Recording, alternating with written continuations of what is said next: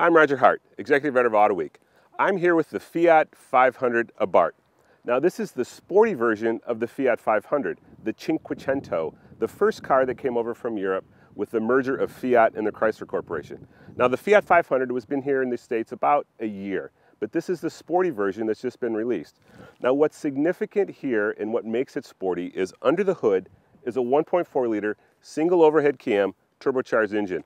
It makes 160 horsepower, 170 pound-feet of torque, and that's all routed through a 5-speed manual transmission. Now, one of the nice things about this car is it only weighs 2,500 pounds. That's terrific for what we're going to do here today, which is take it out on a track. Let's go.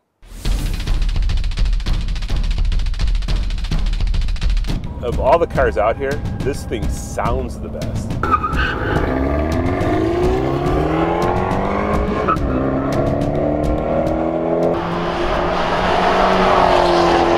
People will be asking us like, well, you're really going to have a Fiat 500 as any sort of a track car, or is it mostly about looks? And you can't help but look at the car and kind of smile.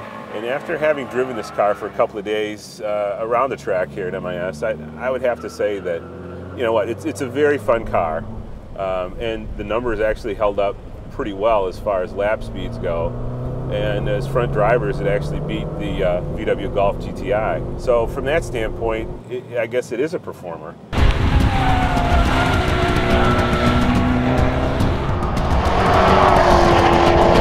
front-wheel drive car, the handling characteristics around the track, it's just what you'd expect. It's very light in the rear.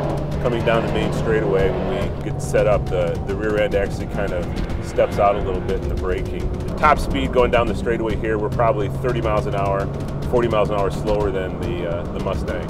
And we're going to get up 100 miles an hour going into the first corner here. And you see the back end just really wants to come around under braking and then going hard down into this transition.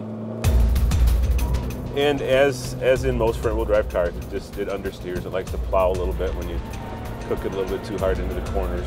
There's a sport button on the dash, and we found during track testing that was good for about a second difference in 0 to 60 time. So it increases the throttle mapping a little bit, picks up the performance. I didn't expect much with the car, actually. I was kind of surprised that it was as fun as it is to drive. And I think part of it was just because it just had such a small engine. I just didn't know how it was going to compare with the others. Cruising along the main straightaway here at MIS for Autoweek, I'm Roger Hart.